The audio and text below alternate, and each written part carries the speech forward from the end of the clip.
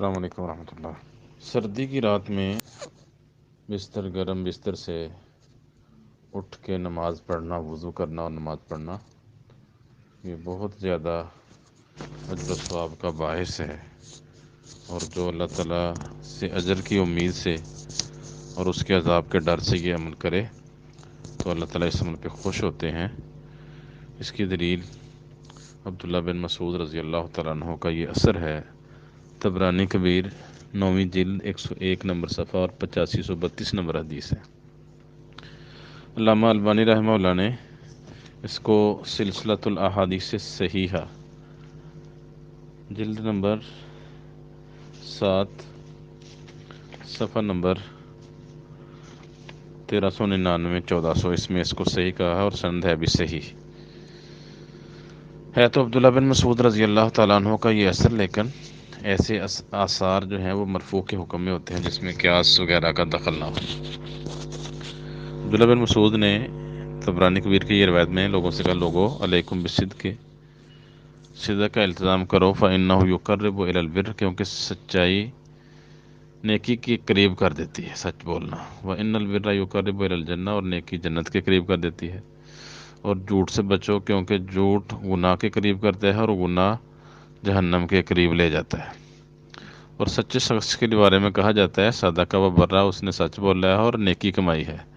اور جھوٹے سے کہا جاتا ہے، اس نے جھوٹ بولا ہے، و فجرا، اور اس نے گناہ کمایا ہے۔ مطلب اس پر یہ الزام دنیا میں لگ جاتا ہے جس کی تصدیق آخرت میں بھی ہوگی۔ خبردار، فرشتے کے کچھ آثار ہوتے ہیں، اثرات ہوتے ہیں، اور شیطان کا بھی اثر ہوتا ہے۔ فرشتے کا انسانی زندگی پر یا انسان کی طبیعت پر اثر یہ ہے کہ وہ اسے خیر پر ابھارتا ہے، اور شیطان اسے برائی کی طرف لے کے جاتا ہے، برائی کی طرف ابھارتا ہے۔ تو جو شیطان کا اثر پائے اسے اللہ کا شکر ادا کرنا چاہیے، اور جو شیطان کا اثر پائے اسے اس شیطان سے اللہ کی پناہ مانگنی چاہیے۔ اللہ عز و جل کہتے ہیں، الشیطان یعدکم الفقر ویأمرکم، شیطان تمہیں فقر کا ڈر دلاتا ہے اور برائی کی طرف بلاتا ہے، برائی کا حکم دیتا ہے۔ آخر تک آیت پڑھی، سورہ بقرہ کی 268 نمبر آیت۔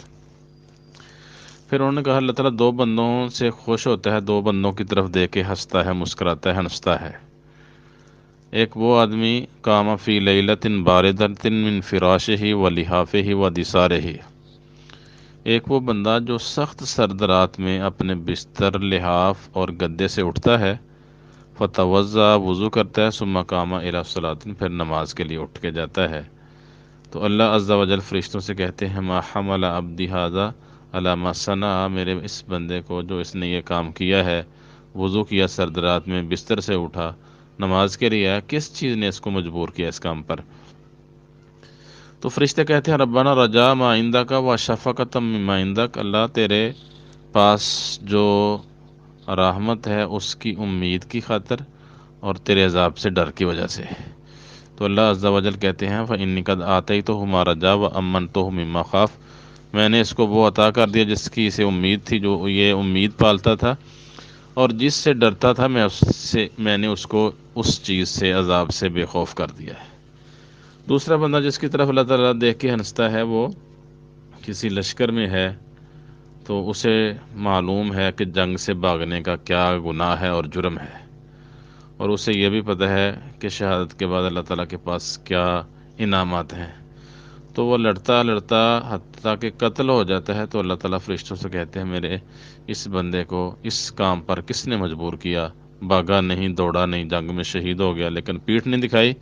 تو فرشتے کہتے ہیں، تیری رحمت کی امید تھی اسے، اور تیرے عذاب کا ڈر تھا۔ تو اللہ تعالیٰ اس کے بارے میں کہتے ہیں کہ میں گواہ ہو جاؤ، میں نے اس کو وہ عطا کر دیا جو یہ امید رکھتا تھا، اور جس چیز سے ڈرتا تھا میں نے اس کو بے خوف کر دیا۔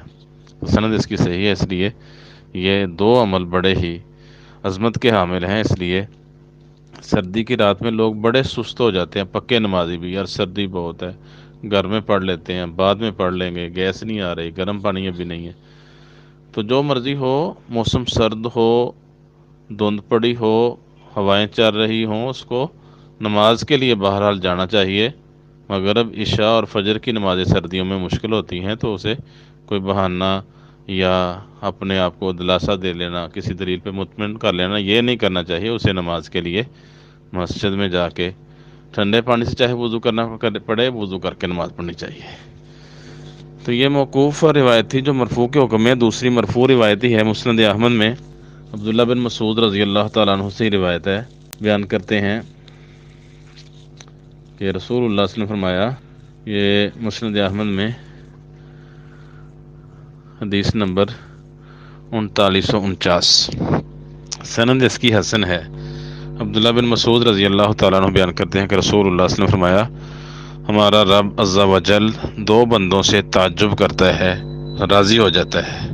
رجل سارا ان وطئہ و لحافہ من بین حبہ و اہلہ الی صلاتہ، ایک وہ شخص جو اپنے نرم گرم بستر سے اور اپنے بستر سے جاتا ہے، اپنے لحاف سے، گرم بستر سے، رضائی وغیرہ سے، اپنے چہیتوں اور اہل عیال سے اٹھ کر نماز پڑھتا ہے، نماز کے لیے جاتا ہے۔ تو اللہ تعالیٰ فرشتوں سے کہتے ہیں، میرے اس بندے کو دیکھو، یہ اپنے بستر سے اپنے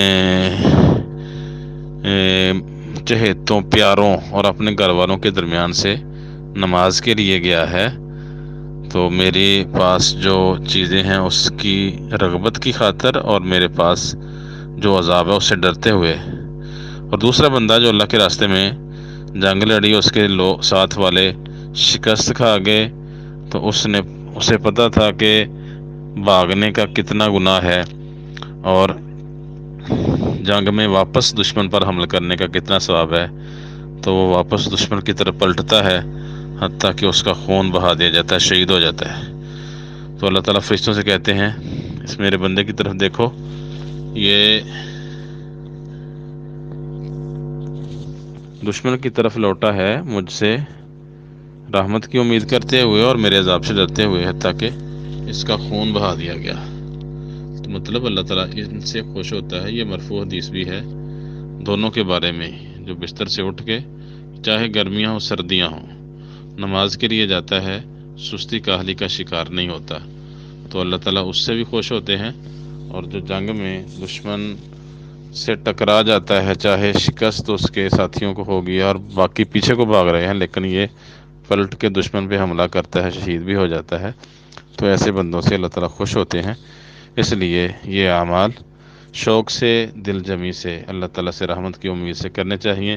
موسموں کی تبدیلی میں اعمال میں فرق نہیں آنا چاہیے۔ السلام علیکم۔